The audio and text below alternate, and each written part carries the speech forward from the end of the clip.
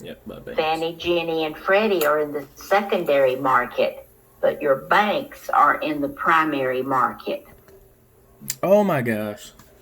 Hate when I click that. Primary comes before secondary. The P comes before an S in the alphabet. So your P is first. You go to your bank, you get your loan, and then that bank sells it in the secondary market that comes later. Okay. All righty. Let's talk about laws that govern financing.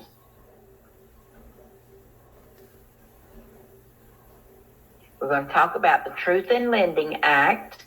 We're going to talk about the Fair Credit Reporting Act. And we're going to talk about the Equal Credit Opportunity Act. Okay. We'll start out with the Truth in Lending. Truth in Lending, TILA, as amended, and Regulation Z as administered by the Consumer Financial Protection Bureau. So that was another one of those things that the Consumer Bureau took over, was Truth in Lending. Truth in Lending says that consumers have a right to know up front how much borrowing that money is going to cost. They used to have to give a Truth in Lending statement after the application was made, showing what all of the lender fees would be in connection with that loan. They still have to do that, but the Consumer Financial Protection Bureau changed the name of the form to a loan estimate, and that must be given to a consumer within 3 days of them making their loan application. And then that way they know exactly what that loan is costing them, how much their origination fee is, how much the discount points are, the loan application, appraisal, all that is shown on that report that they get 3 days after they make their loan application. It's used to promote the informed use of consumer credit by giving them advanced disclosures. And then at closing or settlement, the fees the lender charges must match exactly what they quoted on that loan estimate. If they said your loan origination fee is going to be 1%, and this is the amount of that 1%, then on their settlement statement, the loan origination has to be the exact same amount. They can't change it. If it's not the same amount, then the lender has to give them a credit for the difference or write them a check for the difference. Okay? The disclosures that have to be made under Truth in Lending is the APR rate. Now, your APR rate is not the same as the interest rate. The APR is a calculation of the total lender fees in connection to the loan. So it's a percentage of the loan that is charged by the lender. It includes the interest rate, but it also includes any other fees paid to the lender by that consumer. And that's just a one-time disclosure. You know, sometimes your clients will look at their loan papers and say, wait a minute, this says my interest rate is 5%. They told me it would be 4.5%. Why is it different? Well, what they're looking at is the APR, not the interest rate. Your APR will always be a little bit higher than your interest rate because it includes more than the interest. It includes those other lender fees. Okay? That must be disclosed. they must disclose all the finance charges. What's all the interest going to be on this loan? How many payments are there going to be, and what is the amount of the payment and the amount financed? Those 4 things must be disclosed. Okay? One of my first closings I had a young man that lived with his mother and father. He had been off to college. He went to North Carolina State, had a degree in textiles, and he came back from college, still lived with Mama and Daddy. And about 2 years after he got out of college, his mama called me and said, Carol, you've got to help him find a house. It is time for him to be out from under our roof. Can you help him? I said, sure I can. So we started looking for houses, and we found one. Mama and Daddy gave him his down payment. They gave him his closing costs. All he had to do was apply for his mortgage loan and make his mortgage payments. Mama and Daddy paid everything else. Okay? The day we went to closing, the first thing the attorney showed him was the truth in lending statement. Now, at that time, interest rates were 17%. He was borrowing $45,000. He bought a house for $50,000. Mom and Daddy gave him a 10% down payment, and he was borrowing $45,000. When he looked at that truth in lending statement, it showed that his total payback was almost $300,000. But now remember, the interest rates were 17%. And he looked at that, and he looked at me, he looked at the attorney, and he said, would y'all excuse me, I need to go to the restroom. So he got up and went to the restroom. And we waited, and we waited, and we waited, and he didn't come back. And I said to the attorney, I believe you need to go check on him and see if he's okay.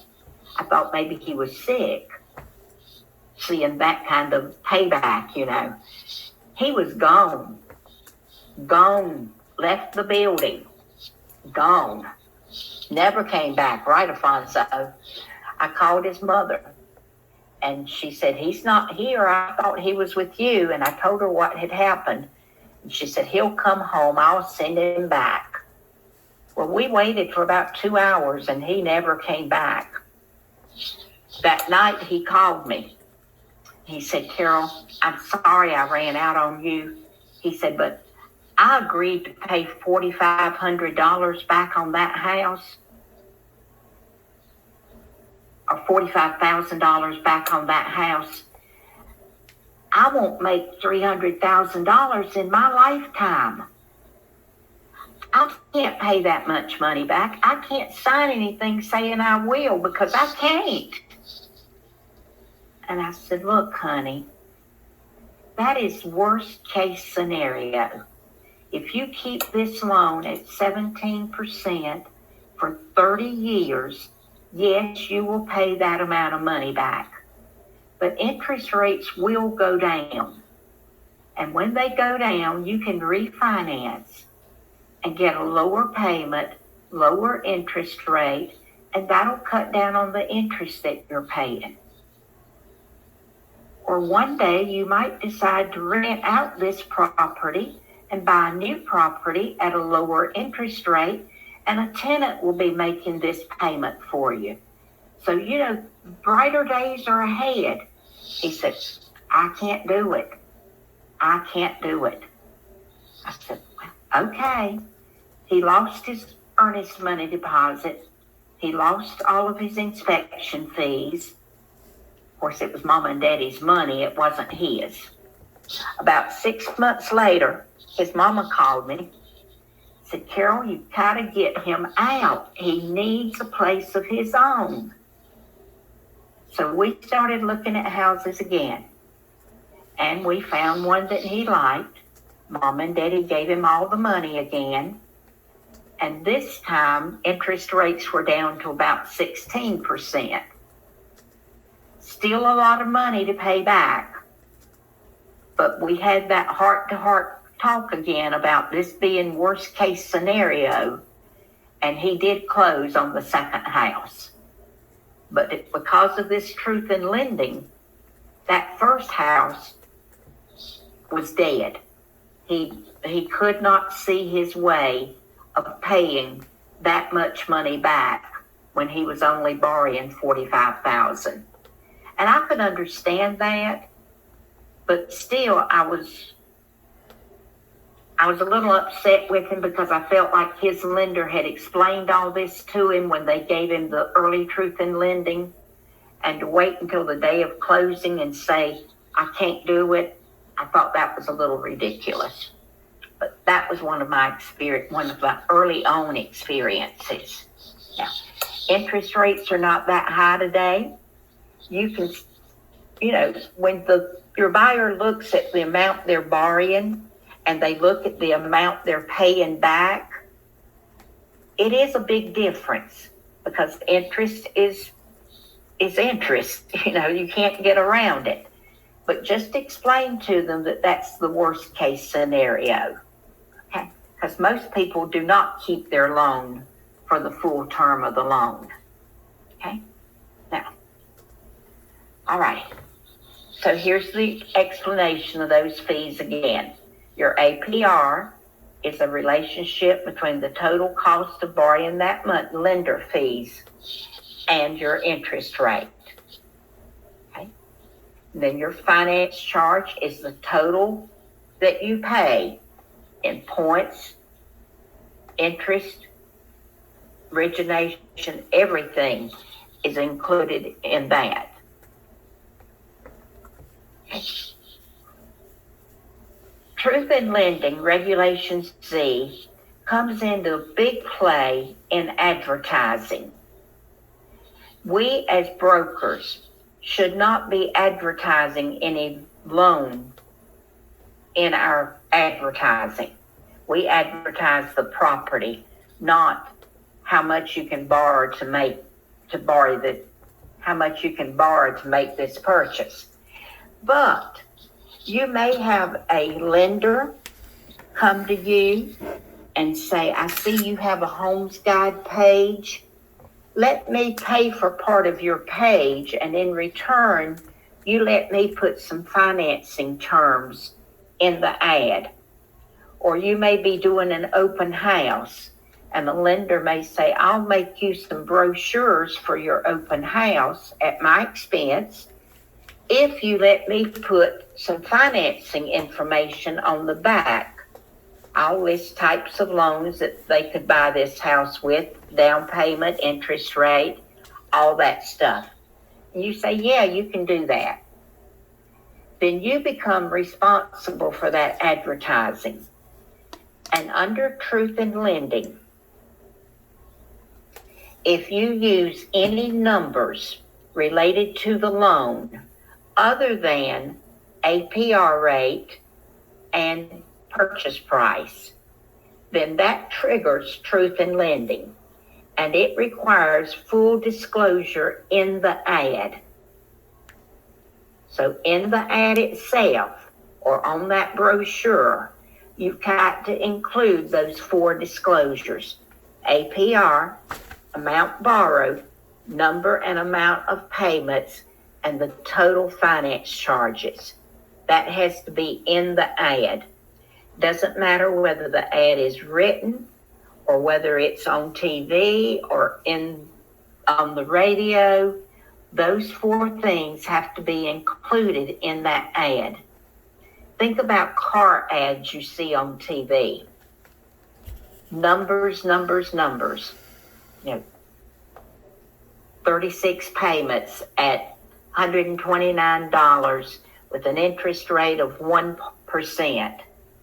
Those are all trigger terms, numbers. So what do you see at the bottom of the TV screen? Right, Donna, that's the fine print you can't read. There's no law that says it has to be large enough to read. And on the radio, there's no law that says you have to speak slowly enough that people can understand what you're saying. It just has to be disclosed. So on the TV, it scrolls across the bottom of the screen in very small print. On the radio, they'll talk normal during the ad, and then when they get to the end of the ad, it speeds up. When it speeds up, that's the disclosure. I had a DJ in a class several years ago, and we were talking about trigger terms. And I said, how do y'all manage to talk that fast? I mean, it's so fast you can't understand what you're saying. And she said, oh, honey, we don't talk that fast. We just have a button we push. And the button was, it's pre-recorded, and we just speed it up, and it comes out fast. But we don't speak it that fast. I said, well, that explains everything. But that is your trigger terms. Remember, trigger terms are any numbers in the ad other than APR and purchase price that refer to the loan. Suppose your ad said, purchase this house with a 5% APR at $150,000.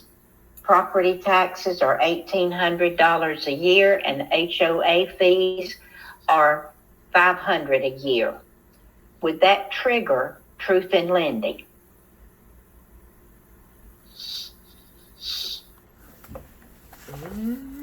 No.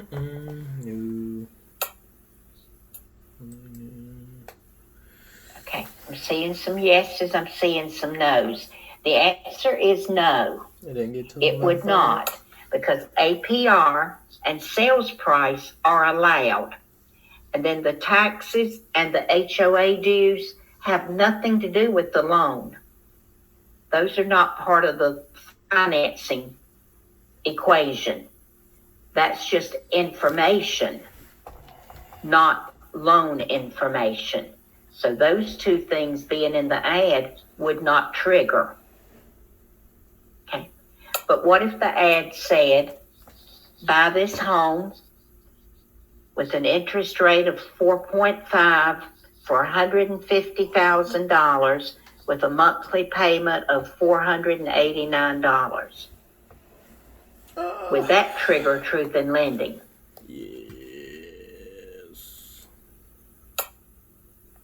Yes. Yes, that would trigger truth in lending. And what are the 4 disclosures that would have to be in the ad? Gotta get APR, finance charges, total number of...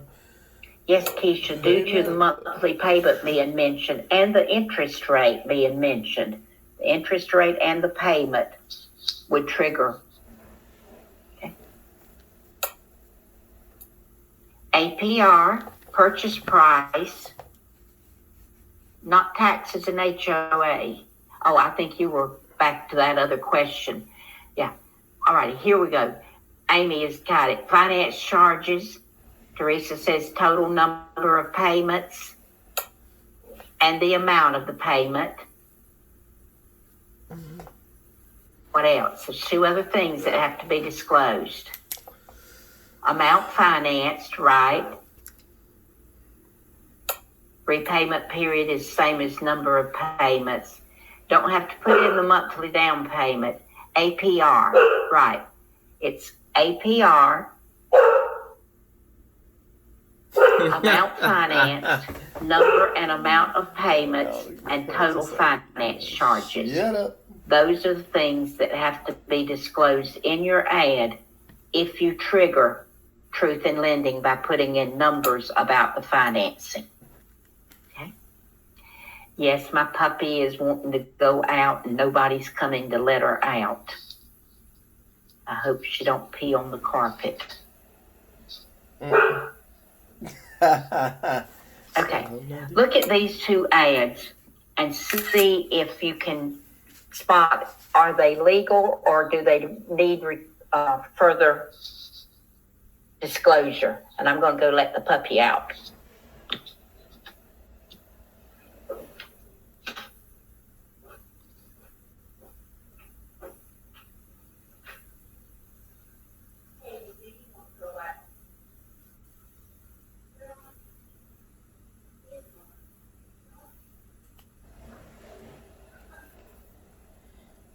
I think so.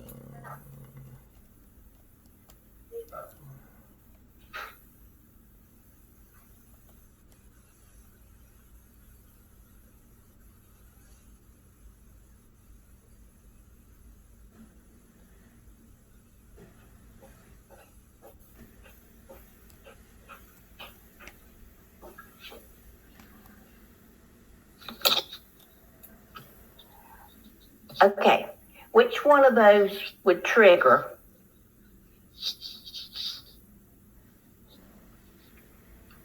One is bad, two is good? That's right. The first one has no trigger terms. The sales price is allowed, APR is allowed, the HOA dues and taxes are allowed. But then in that second one, where you've got the amount of the payment, 100% financing, both of those are trigger terms. So that means that they are going to have to include those 4 disclosures in the ad. Okay?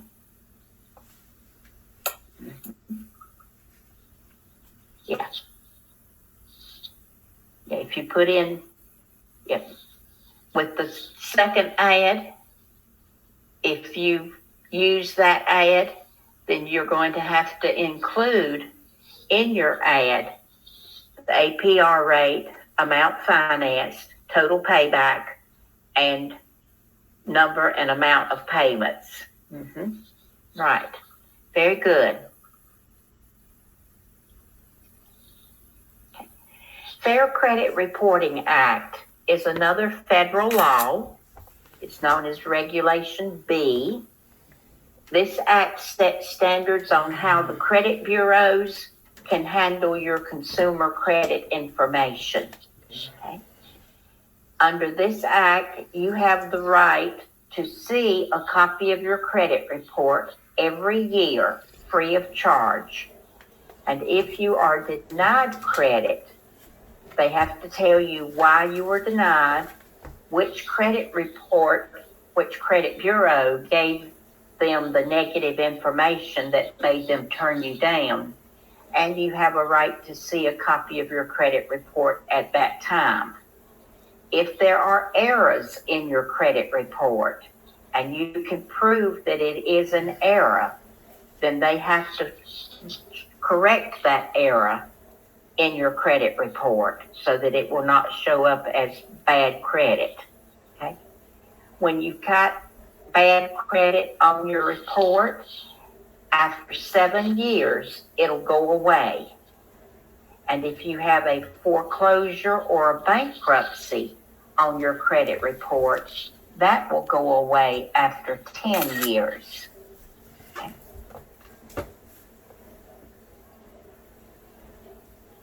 And they must give you a copy of your credit report every year free of charge if you request it. Now, they don't do it automatically. You've got to request it, and they must give it to you without charging you for it. If you want it more than once a year, they could charge you.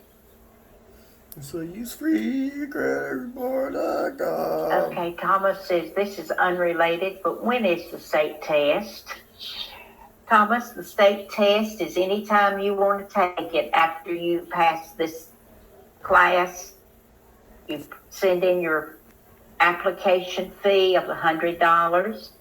You'll get an email back from the Real Estate Commission saying you've been approved to take your exam, and they'll give you the contact information for PSI Testing Center. Then you call or go online to the testing center, and you can pull up a calendar, and it'll show you the available dates and times and you just choose what you want. Now, the testing centers were closed down for 3 months because of the COVID-19. So right now they are backlogged with people trying to get in and take tests because they cannot have as many people in the testing center as they used to. They can only get in half what is customary. So it takes longer to get an appointment now. So I would say as soon as you get that email back from the commission, go online and take the first available time slot that is available in your area. PSI testing centers are all over the state. And if you go to the PSI testing center website, it'll show you where all the different locations are. Okay? All right. Let's talk about the Equal Credit Opportunity Regulation Act. 5. This is very similar to the Fair Housing Act that we talked about last week. Some of the protected classes under credit opportunity are also under housing opportunity. It makes consumers that are in protected classes cannot be discriminated against. Those classes are race, color, religion, national origin, sex, marital status, age, and dependence upon public assistance. So there are 8. Not fresh corn. Fresh corn is fair housing. Fresh corn has handicap and familiar status in it. Those 2 are not protected under equal credit. But under equal credit, they've added 3 others that are not in fair housing. And under equal credit, it's marital status, age, and dependence upon public assistance.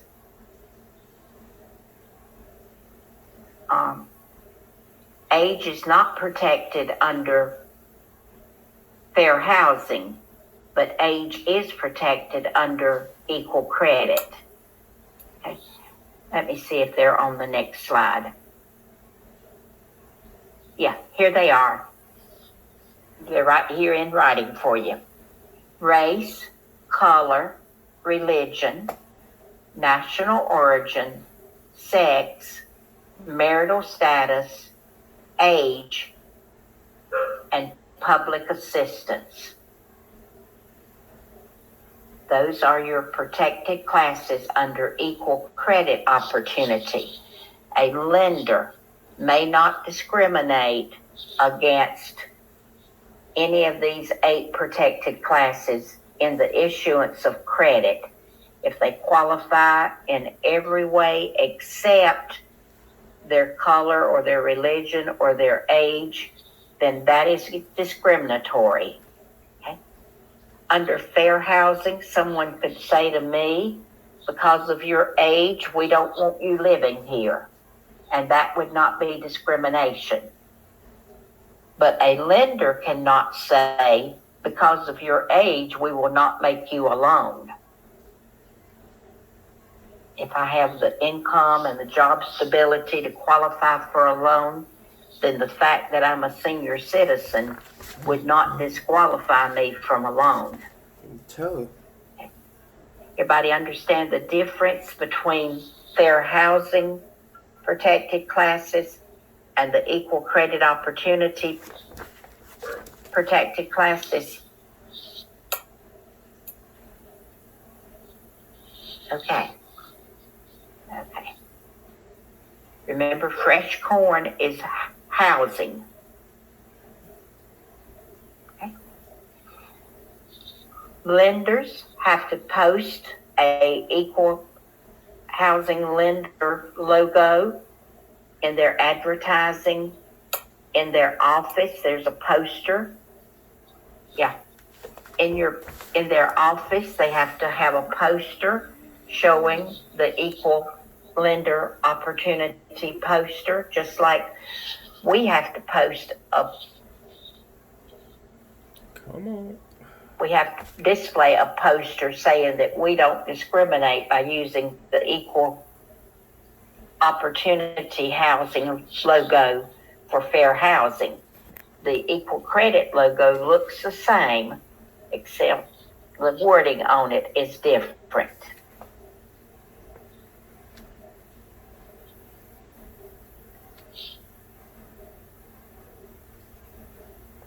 Got it, Cody?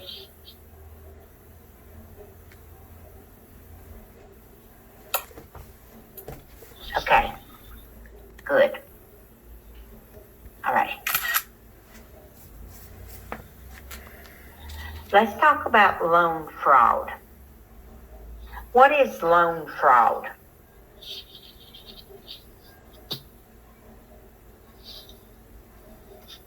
Loan fraud is making false statements in any loan application.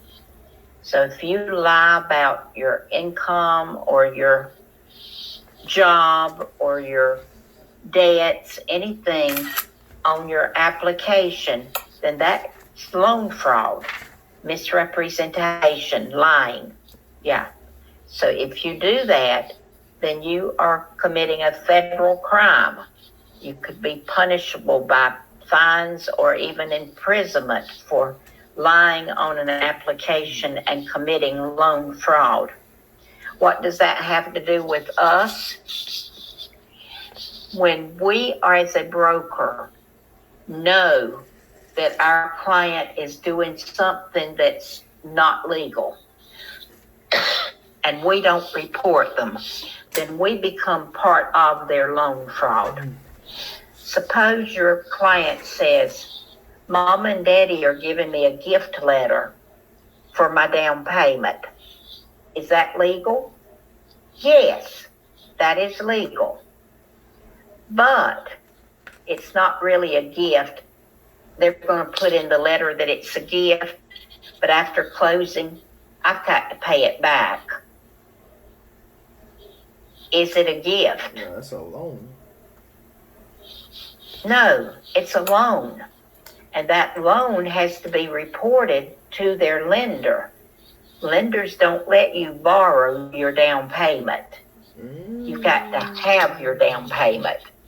And when Mom and Daddy says, I'm going to give you a gift letter, but you've got to pay it back, then it's not a gift. And if we know that and we don't report it to their lender, then we are part of their loan fraud. And that's a big no-no. Big no-no. When we come back from break, I'll tell you another story about loan fraud. So take a 10-minute break.